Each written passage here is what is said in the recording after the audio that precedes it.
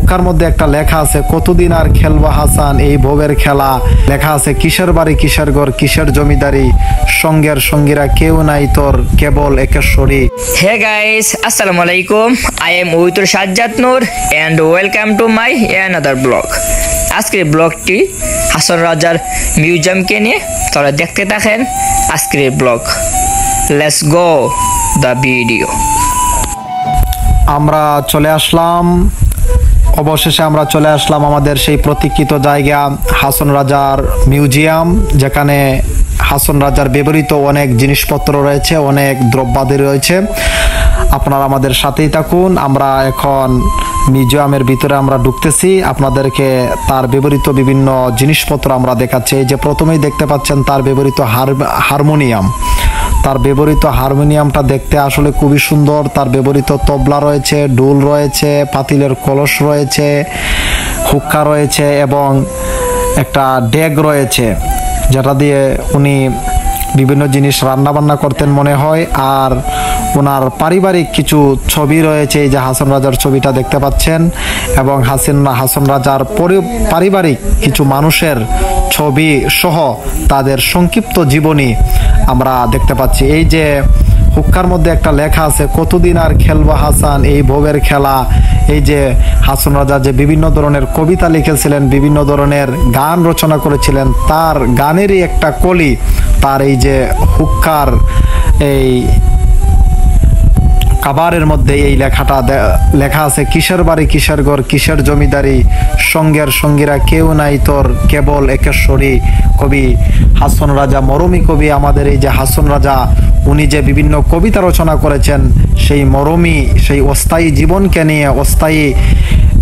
জীবনকে নিয়ে উনি যে বিভিন্ন ধরনের কবিতা রচনা করেছেন, তারই বিভিন্ন শ্লোক আমরা, তার এই বিভিন্ন ছবি, তার ব্যবহৃত বিভিন্ন দ্রব্যাদির মধ্যে আমরা এগুলো দেখতে পাচ্ছি। এই যে আমরা ডুল দেখতে পাচ্ছি, আসলে ডুলটা আমি বাজিয়েও ছিলাম, আসলে খুবই আনন্দ লাগছিল, খুবই ভালো লাগছিল। এই যে তবলা দেখতে পাচ্ছেন, আর এই যে হারমোনিয়াম, এমন হারমোনিয়াম কিন্তু এখন খুব কমই পাওয়া যায়, কারণ আগের যুগের হারমোনিয়াম দেখতেও কতটা কারুকার্যময় মনে হয়, কোনো নিপুণ শিল্পী নিজ হাতে নিজ বুদ্ধি দিয়ে এটা খুব ভালোভাবে এঁকেছেন।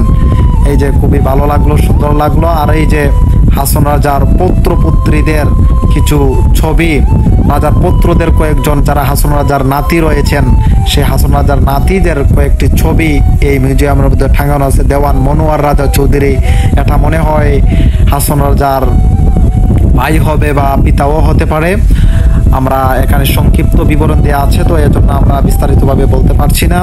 হাসন রাজার ছবি দেখতে পাচ্ছেন, এখানে হাসন রাজার কয়েকটা উল্লেখযোগ্য গানের শ্লোক দেওয়া আছে, এবং ইংরেজিতে যেগুলো ইংরেজিতে অনুবাদও হয়েছিল, আমরা সেই অনুবাদগুলো আমরা দেখেছি এবং আমরা পড়েছি। এই যে হাসন রাজার কয়েকটা ভালো ভালো ছবি। আর হাসন রাজা বিভিন্ন জায়গায় বিভিন্ন সমাবেশে বিভিন্ন জিনিসের মধ্যে গিয়ে যে উনি বিভিন্ন কনফারেন্সে অংশগ্রহণ করেছেন বিভিন্ন নামি দামি মানুষের সাথে, সেই কিছু নামি দামি মানুষের সাথে ওনার কিছু ছবিও আমরা দেখতে পাচ্ছি বিভিন্ন আঙ্গিকে। আর এই যে এটা বিশ্বনাথে পড়েছে, আমরা এই বাড়িটা আপনারা একটু আগে যে বাড়িটা দেখেছেন, একটু গাছগাছালির বাড়ি, এটা হচ্ছে বিশ্বনাথের রামপাশা। আমি সেখানে গিয়েছি, আলহামদুলিল্লাহ খুবই সুন্দর একটা জায়গা, আপনারা দেখে আসতে পারেন, খুবই সুন্দর।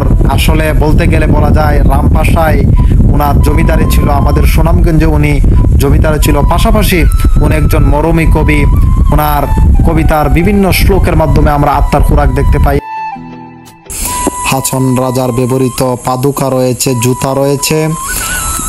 হাসন রাজার জুতাগুলো দেখতে আসলে খুবই সুন্দর লাগতেছে। এখানের মধ্যে আমরা যে বর্তমানে যে ফিতা পরি, ফিতাওয়ালা জুতা, আসলে সেই ফিতাওয়ালা জুতা নেই। আপনারা দেখতে পাচ্ছেন ওনার ব্যবহৃত এই যে গ্লাস রয়েছে, আপনারা দেখতে পাচ্ছেন এই যে গ্লাসের উপরের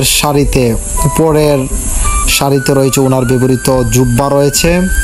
সেই জুব্বার রংটাও আসলে খুবই সুন্দর লাগতেছে, এবং জুব্বার উপরেই ওনার ব্যবহৃত তরবারি রয়েছে, কারণ উনি ছিলেন রাজা মানুষ। আর আগেকার সময়ে তরবারি বিভিন্ন কাজে, বিভিন্ন চোর ডাকাতের ভয়ে মানুষরা তরবারিটাই ব্যবহার করত। ওনার ব্যবহৃত জগ রয়েছে, সেই জগটা দেখতে মনে হচ্ছে সেটা পাতিলের জগ, আসলে খুবই ভালো এবং সুন্দর দেখা যাচ্ছে। আবার ওনার ব্যবহৃত সুরমাদানি রয়েছে, মোমদানি রয়েছে, সেই মোমদানিগুলো আমরা আয়নার বাহির থেকে আমরা দেখতে পাচ্ছি, কারণ আয়না দিয়ে এগুলো সংরক্ষণ করা অবস্থায় রয়েছে। হে গাইস, আজকের ভিডিওটা এখানে শেষ করতেছি। দেখা হবে আবার কোনো নতুন ভিডিওতে। ভালো থাকেন, গুড বাই।